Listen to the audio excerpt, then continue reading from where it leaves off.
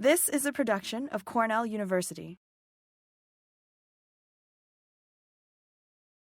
My name is Bryan Ellis. I am the section leader for the climate forestry and carbon section in the Division of Lands and Forests, the New York State DEC, so that's quite a mouthful.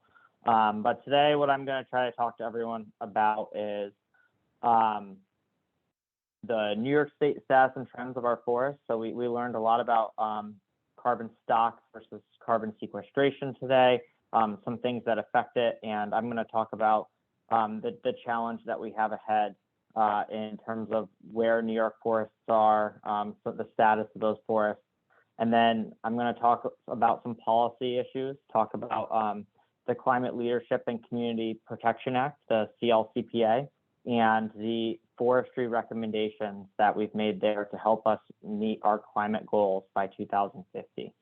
And a brief overview of those main strategies that we've identified for combating climate change through forests is keeping forests as forests, and that's avoiding conversion of our forests to non-forested use, improved forest management within our current forested areas, afforestation and reforestation, urban forestry, so trees in our urban areas, which have multiple benefits in terms of carbon sequestration, but also cooling effects in those urban heat islands, reducing energy costs in those areas.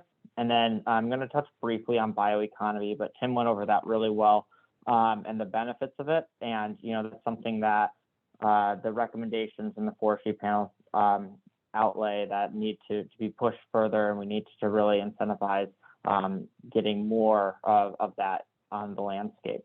And then I'm going to talk about some current DEC programs, opportunities for landowners. If we have landowners out on the call here, that DEC has, what you can do on your properties.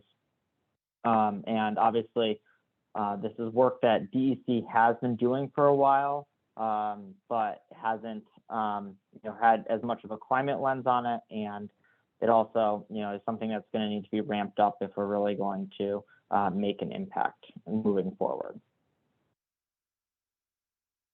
So just a brief overview of the CLCPA. It was passed a few years ago and established a Climate Action Council which was made to develop a scoping plan, which is basically a plan of action for us to meet our climate goals in New York.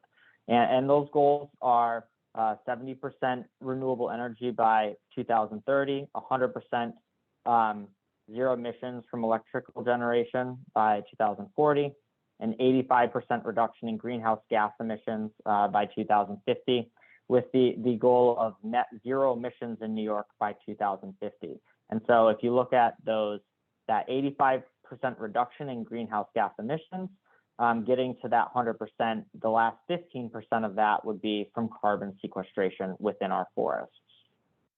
And so that's, where we're going is looking at the carbon sequestration rates of New York's forests, working on increasing that and offsetting about 15% of our emissions in New York with sequestration from our forests. So a brief overview of our forests in New York, and Tim talked about the trends of forests in New York a little bit, and I think it was really important for us to think about the loss of forests in New York from the 18th century into the 19th century, and the steady incline in forests that we've had as forests have regrown on agricultural lands, and that's a really important context to think about when we're talking about forests in New York. So we have about 18.6 million acres of forest in New York currently, and that's about 16% or 62% of New York forests. And when I'm talking about these forest stats, which I'm going to talk about for the next couple slides here, most of the information that I'm talking about comes from the Forest Inventory Analysis Program, or FIA program, and that's run by the Forest Service. It's permanent plots across New York's landscapes that it monitors New York forests, and we get annual reports from those as well as 5-year reports, which are much more in depth. So the most recent one was published in 2020, and that's where most of the data that I'll be talking about in that comes from. But so the most concerning part of this trend, and as we, it's really great to think of New York forests regrowing. We've had an increase in forest area for over 50 years in New York State, close to 100 years now. But in the last 10 years, we've been losing forests in New York. So since about 2012, we've had a decrease of about 1% of forest area. And we're seeing, when you break down that forest loss, we're seeing that about 49% of it is from agriculture and about 33% of it is from development. So, this kind of tells us that we've kind of gained a lot of that forest that we would gain naturally from people abandoning agricultural fields. We're starting to see, some farmers take back those areas. And then we're also seeing, lots of development sprawl into our forested areas and affect those forested areas. And I think as we look at the status of New York forests and the gains and losses over the years, we'll typically see a flux between agriculture and forests every year, or every 5-year cycle that we get these more in-depth reports. And so that's less concerning because those areas are natural areas that will be able to regrow over time. The loss to development is definitely a more concerning loss in that, those areas are definitely harder for forests to reclaim, or a more permanent loss. And as Tim laid out, those are definitely a big carbon release when we talk about loss to development. And so the next thing that I think is important to discuss when talking about these goals and the forests of New York is to understand where our forests are in New York, who owns our forests, so we can think about how to affect management across the forests in New York. So as many people here know, about 3.1 million acres of forest area in New York is in the Adirondack and Catskill Park, as well as, state parks. And so those are areas that are not managed. They're gaining carbon stocks over time, but as they regrow, we're going to slow the sequestration rate of those forests is going to continue to slow until we reach kind of an equilibrium in those areas. And there's not a lot of management that can happen in those areas, but they are important carbon stores on our landscape. In addition to that, the state owns about 800,000 acres of state forest land across New York. And those are actively managed forests that are green certified, and their timber harvesting occurs on those areas. But if you break that down, that's not a lot of the 18.6 million acres of forest in New York, and the rest of that is privately owned. And so 74% of New York forests are privately owned, and so that's 69% of the carbon stocks on New York forests are owned by private landowners. So if you're going to make an impact in terms of in the carbon stores and carbon and forest space in New York, you're going to have to work with private landowners. And that's going to be a real challenge because there's over 700,000 landowners who own forests across New York, about 13.6 million acres of forest. And again, we get this information from the Forest Service, and they have a National Woodland Owner Survey, which they send out every few years to talk to woodland owners about things that they care about, to figure out how many woodland owners there are out, and we use those statistics when trying to make these kind of decisions. And so about close to 200,000 of those owners own 10 acres or more, which is about 68% of the private land. And so, I break that statistic out just because 10 acres is an important kind of inflection point for where, you can do some active management on those properties where, below 10 acres, there are some management actions that can happen, but really to have a timber harvest and to really actively manage your properties, we want to focus on those forests landowners who have a larger impact and would be able to do more sustainable management on their properties. The concerning thing when thinking about these landowners is that only 25% of landowners surveyed in New York used a forester, professional forester during their last harvest. So, you know, a lot of landowners are out there managing their forests, but aren't getting the professional advice that they should be when managing their properties. So that's something that's so private forests are really where the take-home message here is, where we're really going to be able to make an impact when thinking about increasing carbon stores across New York. And so the next thing, thinking about our forests, is what's the structure of New York's forests. So we've talked about the area of forests increasing in New York over time, but and there's a general aging of our forests as well. And so Tim talked a lot about the trajectory of carbon sequestration in a forest and carbon stores in a forest. And if you remember some of the things that he talked about as the forest ages, it slows down. And you know, we know that our forests have regrown in New York, and the data shows us that we have an aging forest in New York. So over the last number of years, we've seen decreases in the seedling sapling age class on our forests, and some of that is these forests regrowing. We also have a big regeneration issue in New York as well, and so that, you know, leads to a lot of concern over regrowth of forests, mostly due to increased deer populations and invasive species. And so as those forests age, they're going to slow down in terms of carbon sequestration. The other thing to note when looking at the data is that 43% of our forests are moderately or poorly stocked in New York. And so that's, you know, something that to take into account, that, you know, a lot of those areas you know, could have higher stocking in those forests. They're degraded forests either through invasive species or past management practices. And so there's going to be a lot of work to be done within our current forests to improve that stocking, have them fully occupy those sites, and maximize sequestration and carbon storage within the forest areas of New York. And that's a pretty large area to be working with. We've also seen, you know, that kind of leads into the same topic, an increase in what we in the forestry world call cull or unacceptable growing stock. So trees that would not grow into a forest product. So we've seen an increase in that in our forests over the last 10 years, but that's a trend that we've been seeing for a number of years. So, you know, that leads us to believe that there's invasive species affecting our forests out there, that there's past management practices that, you know, have taken the best and left the rest. And as those trees age, you know, they're not going to have the economic value that they would have.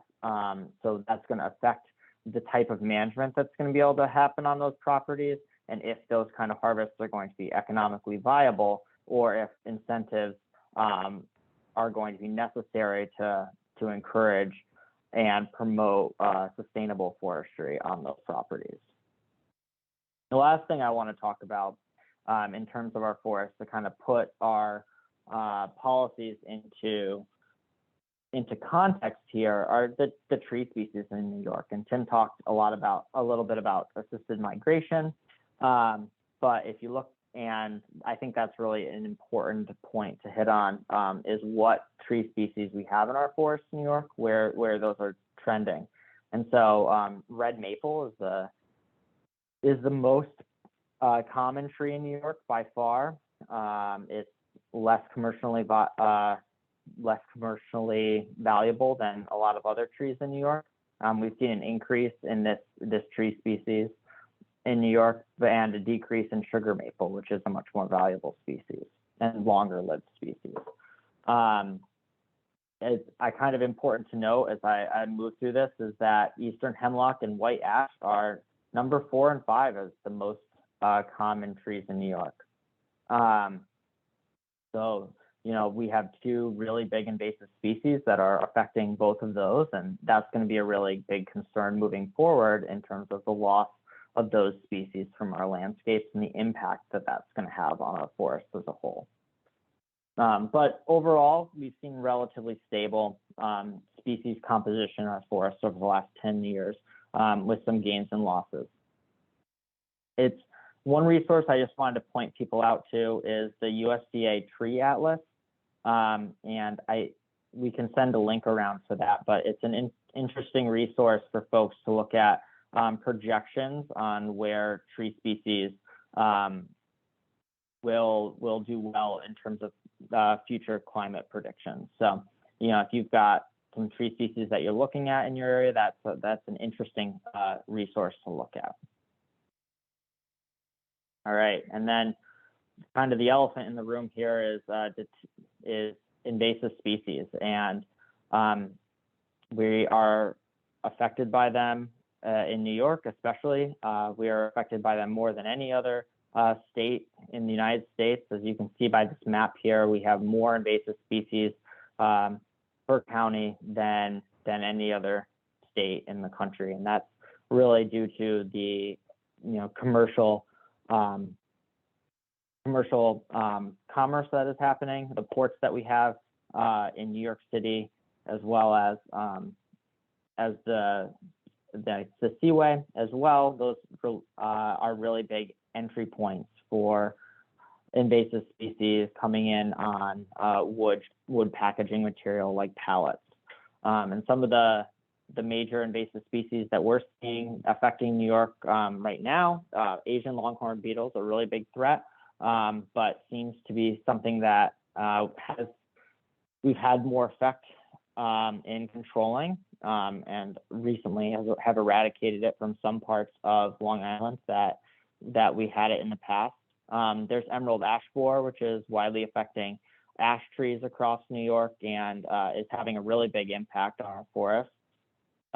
Hemlock woolly adelgid, which was talked about earlier, has been in New York since the 1980s and has been moving northward and has had a really dramatic effect on the hemlocks in New York, especially in the lower Hudson Valley and the Finger Lakes region. We're really starting to see mortality in recent years due to hemlock woolly adelgid. And in the last few years, we also have seen this pest move up into the Adirondacks, which at one point folks thought might be able to resist hemlock woolly adelgid due to the cold temperatures.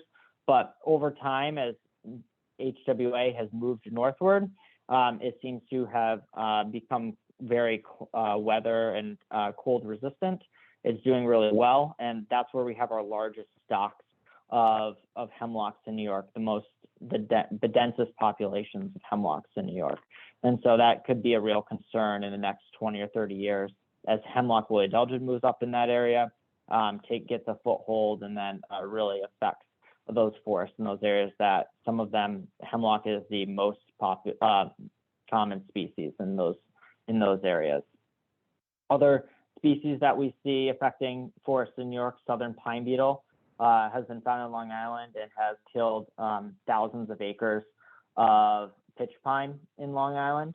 It's a species that had never been found this far north before. It's common in the south, but due to climate change and warming temperatures, we're seeing it expand its range into New York area. And so that's going to be a really big concern. I know that even in the last few years, we've trapped individuals much farther north than Long Island.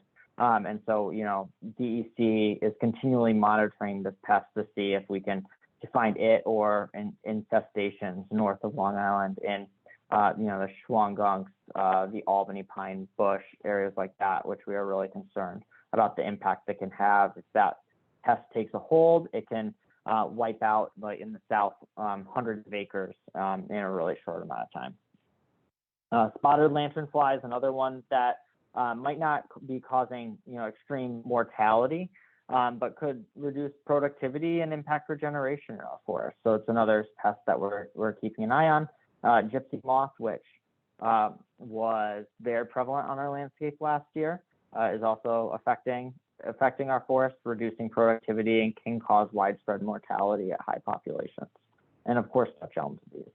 There's a variety of other species that have a large impact on our forests, and this all compounds the problem and speaks to kind of the issue that Tim was talking about in terms of permanence of the carbon stores on those forests. So it's important for us to combat those in order to protect our forests and improve sequestration across New York.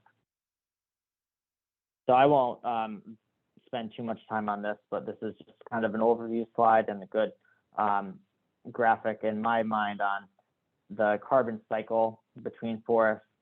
And the important thing is here is that young forests sequester carbon faster, mature forests store carbon longer, and carbon is released from forests through things like land use change, insects and disease, wildfire, and decomposition.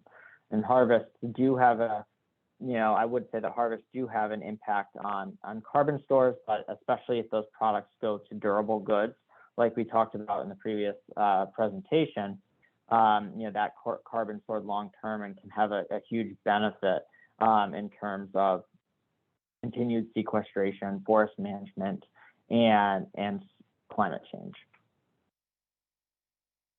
So just to kind of bring this back to a policy lens, now that we've put it into context and where our New York forests are currently, we're looking at the graph on the left here, talks about our sequestration goals and the current sequestration rate in New York forests. So how many million metric tons per year our forests are sequestering. And in about 1990, so 30 years ago or so, we were storing about 30 million metric tons of carbon. We've seen that rate decrease as our forest has aged, been affected by invasive species, to about 25 million metric tons today, 26, somewhere around there. And we get this data from the Forest Service inventory analysis project, as well as I'm using some land cover data as well to look at using satellite imagery to see where forests are and make some calculations there. And so looking forward, we're hoping to try to reverse that trend by 2030 through our strategies in terms of keeping forests as forests and improving forest management, afforestation, reforestation, adding trees to our urban landscapes, and then using good forest management and bioeconomy to sequester carbon. And we're going to need to, if we were to offset 15% of emissions by 2050, we're going to need to sequester about, or have our forests sequester about 60 million metric tons, so over double what they're sequestering today. So that's a tall order for our forests. But I think we have some really aggressive tactics that we're looking to move forward, and we're going to see how far we can get to reaching that goal. So first strategy that I want to talk a little bit about is keeping forests as forests. And on the right here, we see the current carbon stores in New York, and this is the information put out by FIA, but we are also working with ESF, utilizing some satellite imagery, LiDAR data to try to refine this. And so we will hopefully in the coming years have some more precise tools coming on to tell us where we're gaining carbon, where we're losing carbon, to target some of our work. And so that's really important work that's going on. But if you look at this area, you see that our highest carbon stores, unsurprisingly, are in the Adirondacks and the Catskill Park areas. The Tug Hill also has quite a bit of carbon stored. But you see a lot of opportunity in the Finger Lakes region, the North Country, and areas in there. The Hudson Valley also seems to have a lot less carbon stores. Definitely probably related to the to things like development and things like that in that area. So our strategies for keeping forests as forests, obviously one of the main things here would be land acquisition. So fee and conservation easements are a really important part of that. So fee ownership would be purchasing the property outright, and conservation easements lets the land, keep the land owned in private hands, but usually it's the purchasing of development rights of that property. So it keeps those forests as forests while allowing for them to be working lands, especially when talking about the Adirondack Park. This strategy would relate to state acquisitions, municipal acquisitions, land trust acquisitions, but taking that development pressure away from those properties. We think that local governments are going to be a key part of this, and including acquisition of really important properties to them and their communities in their comprehensive plans. And two new programs that we've been rolling out at DEC this year are a community forest grant program, which funds municipalities to purchase community forests, land that might not fit, a state profile for what a state would purchase, but and keeps the forests in local control, as well as a conservation easement for land trust program, which is going to help fund some land trusts purchasing more properties across New York. The next strategy here is real property tax incentives for forest landowners. And this strategy really fits into both improved forest management as well as keeping forests as forests. So I'm going to kind of talk about it here, but I think it's important to note that properties that are managed under the current 480A forest tax law program are harvested more sustainably than properties that are not. And some studies have shown that in New York, especially in the watershed, the New York City watershed region, as well as better management, BMPs occur on those properties as well. But there are definitely incentives tied to a lot of those practices, which encourage good management. And so our 480A forest tax law program is a program that's been around since the 1970s. It came together after an older program, 480, and it's a timber-focused program. So it's managing properties for sustainable timber products coming off that property. Parcels have to be at least 50 acres of forest, and there's penalties in terms of taking your property out of 480A. And so since this program is older, it's not carbon focused, it is really timber production focused. We think that it needs some updates legislatively to be amended. And that's something that, is a recommendation that came from the forestry panel with the CLCPA. And to modernize the program, reduce that acre threshold possibly, to allow more landowners to be able to take advantage of the program. Currently, only 9% of eligible landowners in New York are part of this. But if you try to get out of 480A, there are also very strict penalties. So that's how it really helps people keep their properties, by reducing the burden of taxes on them. It is an 80% reduction in the assessed value of those properties, but also because those properties will be benefiting the public and creating a sustained forest product off of them. They're required to have management plans, be managed by a professional forester, and those plans are reviewed by DEC staff.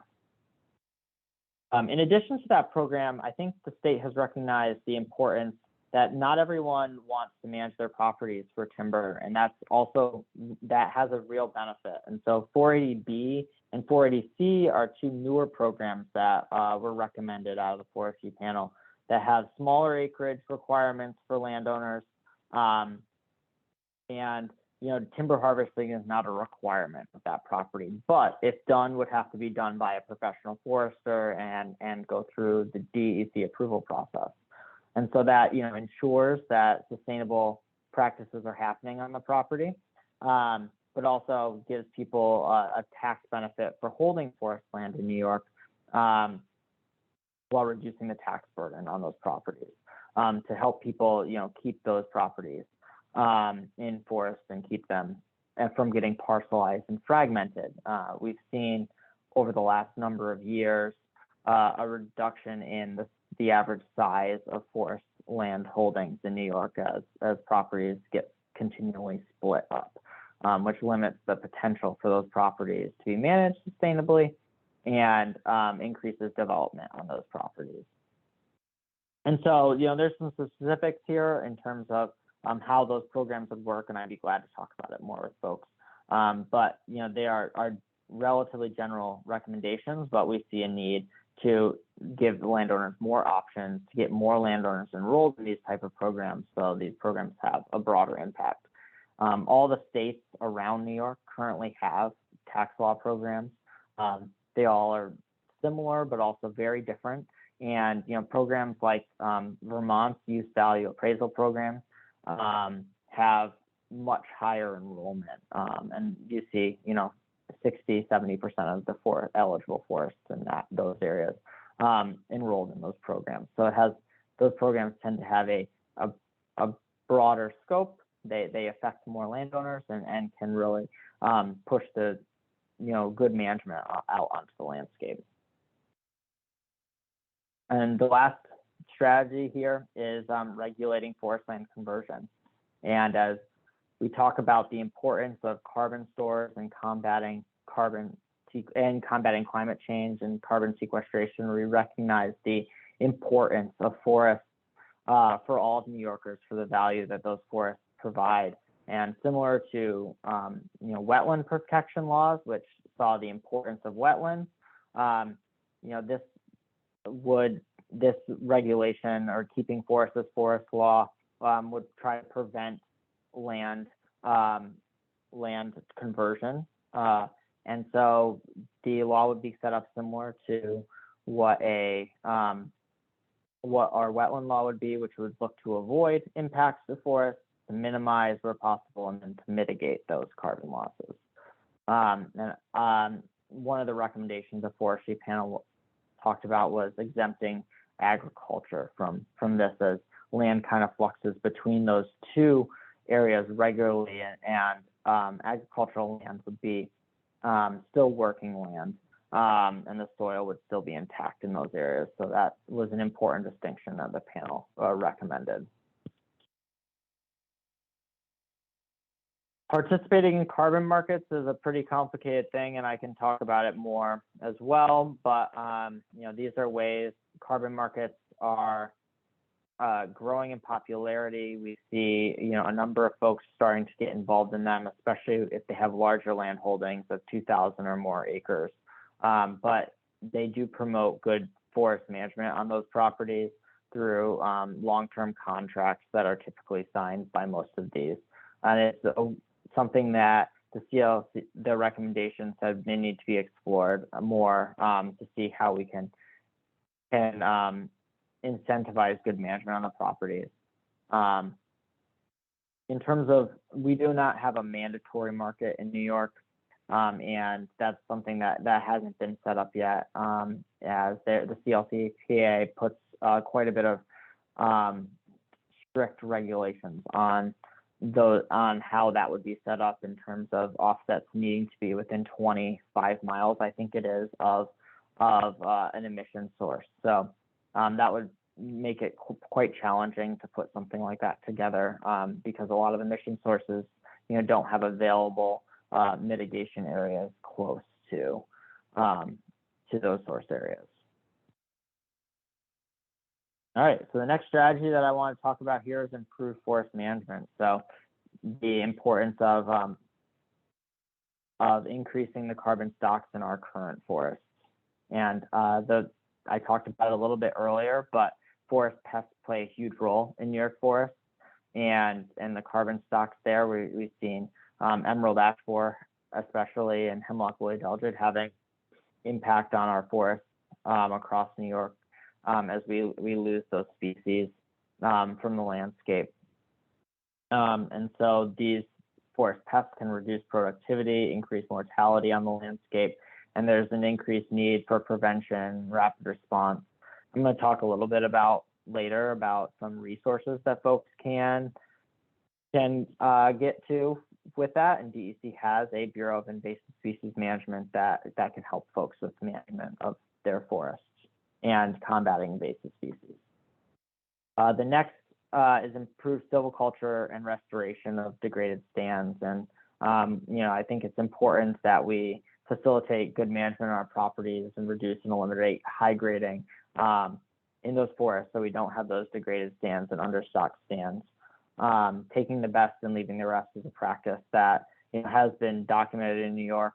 It reduces genetic quality of trees in the area and the capacity of those forests to recover. And Tim talked a little bit about how to deal with those stands. Unfortunately, we don't have very good low-grade markets to deal with a lot of these degraded stands. So we're going to need real incentives to help landowners have the tools they need to restore these stands.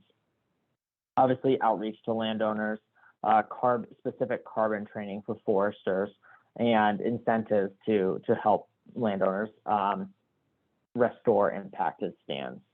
One of the big issues in New York, and the map here on the right talks about regeneration issues in New York, and overbrowsing by deer is a huge issue in New York in terms of forestry. The important thing to look at with this map is anything that's red, orange, or yellow is considered insecure areas in terms of regeneration. So if you lose a forest in that area due to invasive species, a wind disturbance, or a harvest, those are areas that you cannot guarantee that you're going to get that forest coming back naturally or very quickly. And so you could have continuation of some like shrublands, which have a limited potential for sequestration and regeneration. There are a few areas in New York that have secure regeneration, but those areas are few and far between. This work was done by TNC, and I can provide some of those links for folks if they're interested. A really big strategy here is terms of afforestation and reforestation. So combating the loss of forest, we're really going to need to plant new trees in areas, identify and prioritize areas that need new trees, and try to reforest our landscape. So the map here on the right is work done by TNC again on the Reforestation Hub. There's some really interesting work here on availability of land for reforestation.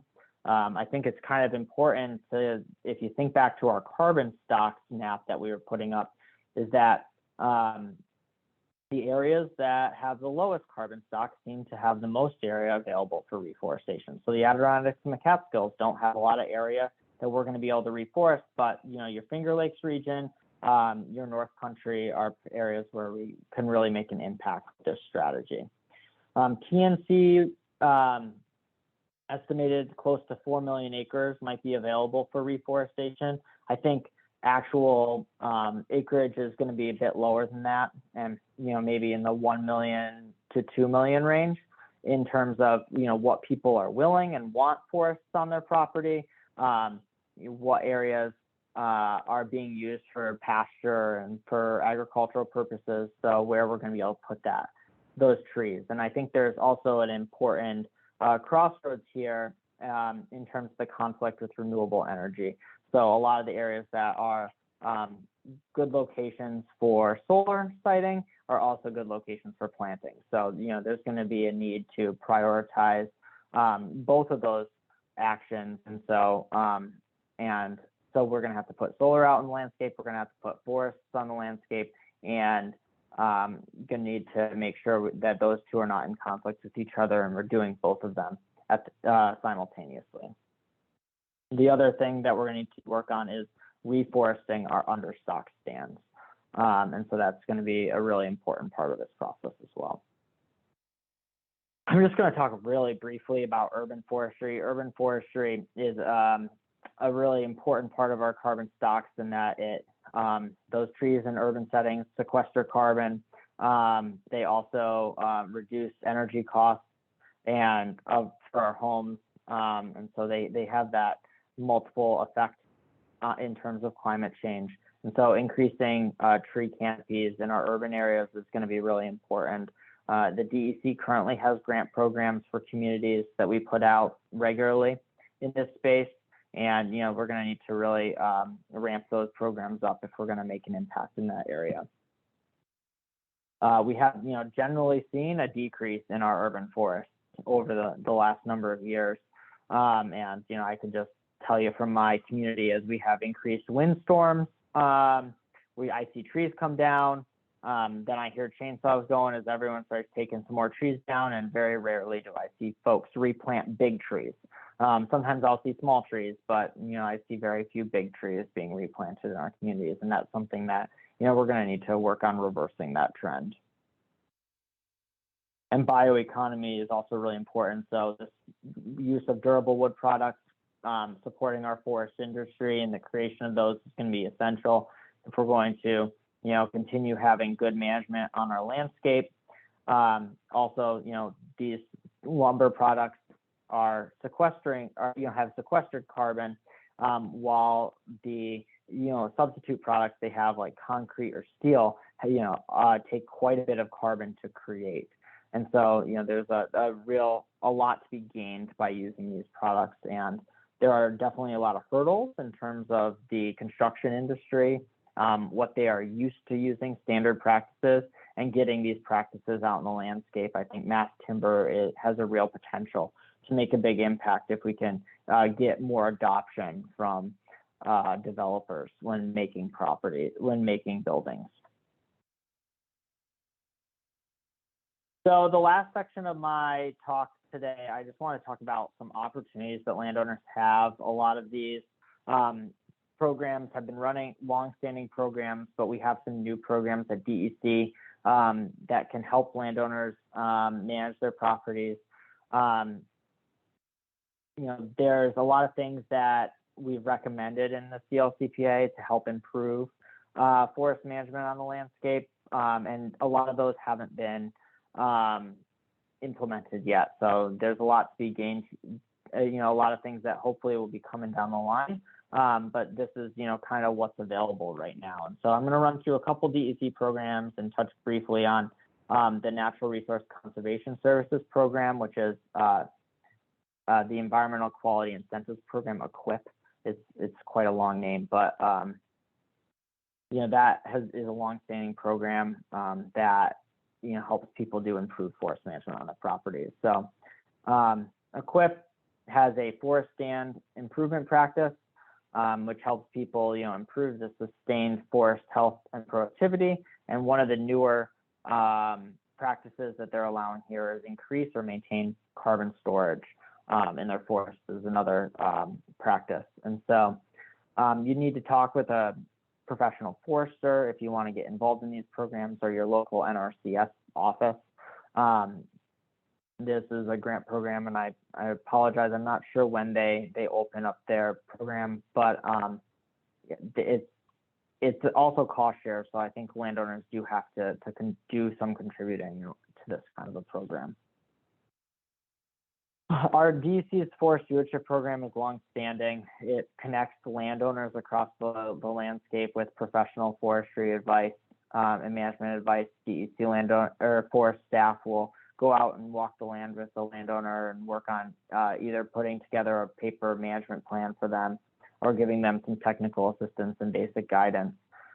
Based on availability of our staff, unfortunately, and reduction in the amount of staff that we have to do this, we don't do a full inventory and stuff that a consulting forester would do. And so after, connecting with the landowner and finding out what their goals for management are and what they're looking to do, we often refer them to a cooperating forester, private consultant who works on a fee basis with them for a lot of what they want to do. If you're looking to do a timber harvest, we would always recommend working with a consulting forester to get the best outcome that you're looking for on that harvest. Our 480A program, as I talked about a little bit earlier, needs to be updated, but it is still a really beneficial program. It provides an 80% reduction in the assessed value of forest land that someone owns that's committed to this program. It's a rolling 10-year commitment, and so every year that you get the benefit, you are enrolled for another 10 years out from that, and it puts a lien on the deed. And so it really is sort of like a temporary conservation easement on those properties. But it also, connects those landowners with the tools that they need to properly manage their properties through professional forest and DEC oversight in terms of reviewing those management plans and prescriptions for those harvests. But the big crux here is that landowners have to have at least 50 acres to commit, and there are a lot of requirements of the program, so it's really important that landowners know what they're getting into when they sign up for this kind of a program. but only 9% of New York forests are enrolled in this. So it's really a small percentage of New York forests, and so we need to really expand this in order to make a big impact out on the landscape. Just a few other programs we run. Our Trees for Trips programs, Buffer in a Bag, through the Saratoga Tree Nursery, provides trees for landowners who are looking to reforest riparian areas. Our Saratoga Tree Nursery does seedling sales each year and sells pretty cheap seedlings to folks across New York. And our urban forestry grant program is available to municipalities and nonprofits to either get urban management plans, do tree planting work and things like that. So really is working in that space. And I think that the newest round of that grant is going to be released sometime in 2022. And then I just want to talk briefly about our newest program that we started. We just finished our first round in New York, which is Regenerate New York, which is really targeting some of this climate work. And we had four eligible practices here: afforestation, reforestation, stand restoration, controlling competing vegetation, and deer enclosures. And this is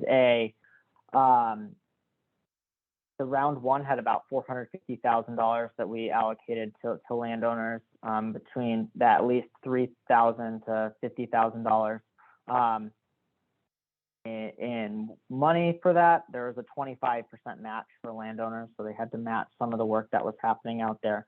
But it helped get some of this work out in the landscape and get it started. Unfortunately, when thinking about the impact of this program, that $450,000 got us about 500 acres of impacted sites. So we're gonna, if we want to reforest 1 million acres, this might not be the easiest way to do it. Is getting a lot of that work done, and we're gonna really need to ramp up what we're doing. And then I just really briefly talk about invasive species. I mentioned we have a Bureau of Invasive Species and Ecosystem Health in DEC, and we've got folks out there surveying for invasive species. We do really rely on citizen scientists, and I just wanted to mention here, IMAP Invasives is a great resource for folks. If you don't know about it, it's a way to report invasive species that you see. All your submissions will be reviewed. So if you're not sure what it is, you can still put it in, and a DEC staff member is going to look at it and confirm or deny what you see out there. And so that's a great resource for folks to connect them with some technical experts. Our Forest Health email is also a way to email pictures and questions. And there are local partnerships for regional invasive species management, or PRISMs, that are grassroots networks for managing invasive species across New York that DEC funds, and our local experts that some invasive species in your area. So if you've got invasive species questions, there are a lot of resources out there for you. And DEC is here to help, as well as our partners. And that is all that I had today. That was fantastic, Bryan. Thank you so much. Peter will field some questions, and I will set out a poll. Yes, thanks very much, Bryan, and thanks back to Tim also for a lot of great information. We have a question. Please discuss how the CLCPA limits offset possibilities. Yeah, so I mentioned this briefly, and I'm not an expert in the offset field, but in terms of, I know that the CLCPA, in terms of its mandatory, if you were to set up a mandatory market where folks are able to offset, it limits the distance that those offsets could be placed from where that emission source is. And so, that's an important part of it. I think also it's important to note that in terms of, statewide sequestration and carbon neutrality goal by 2050, we're not looking at offsets. It's more the total sequestration rate for New York forests. And so that's an important distinction there. Great, thanks. Another question. Has the Department of Lands and Forests consulted with the Department of Ag and Markets on goals for afforestation or reforestation of agricultural areas? Are there specific strategies? So this is a great outcome from the forestry panel. It was working directly with Ag and Markets on this, and so we've collaborated quite a bit in terms of that. We're still working on creating prioritization of areas, but and I think some of the work that's been done by private groups, TNC, for example, trying to identify those marginal lands that are not currently in agricultural production that would be ideal for creating forests. And we have definitely worked with Ag and Markets, and we'll continue to, especially with their soil and water conservation districts, which are really have a lot of on the ground knowledge in this area. Great, thanks so much. Here's another question. What is the status of 480B and 480C? Are they enacted? Where can we get more information? So those were recommended by the forestry panel, 480B and 480C. They are not enacted. I will say here in terms of the CLCPA and our climate work is that the scoping plan, which I mentioned earlier, is being developed and will be released for public comment in 2022. So in January of 2022, in just a few days. And so the recommendations that came out of the forest panel's work are in there. Those are 2 recommendations that were created in there. They are not enacted. They are just currently recommendations. The plan will be available for public comment all of next year. And we look for the legislature to move on those if it's something that they prioritize. Thanks. Here's another question about the CLCPA. Does the CLCPA or any current proposed legislation take deer management and deer impact on forest regeneration into account? In the recommendations, we do talk about deer management and regeneration issues. Though, I would say that it is not a prime focus. I think some of the work that we've done through Regenerate New York talks more about excluding deer from regeneration areas through fencing practices and things like that, and does not directly talk about reducing populations of herds across New York State. Okay, another question. Since New York State does not have a licensure program for foresters, how will the state bring in loggers or other folks that do not have training into plans to improve silviculture for carbon sequestration? That's an important point, that we don't have a licensing program for foresters across New York. What we do have is a longstanding cooperating forester program at DEC. So folks that are on that list are folks that cooperate with DEC. They have a set of requirements in terms of education to have that. And we're working on getting training directly to those members, as well as the forestry professionals in general in this area. That's something that some recent grants have started, and we're hoping to roll out in the next few years. Thanks. So here's a question. I think you've partially answered this, but clearly it's on people's minds. Is there an anticipated timeline for implementation of legislative opportunities for landowners under the CLCPA? So in terms of the scoping plan will be out for public comment for a period of time next year. I'm not sure exactly at the timeline that's going to be out. I think it will be 120, 160 day comment period. And the plan is to finalize that by 2023. And so then, we would hope that the implementation of those recommendations would come soon after that. I think DEC has a lot of programs in this area, which I highlighted as well, and we're already moving forward and trying to integrate carbon management into those programs as quickly as possible. So what we're able to do without legislative approval, we're moving forward within our DEC programs currently. Well, thanks, Bryan.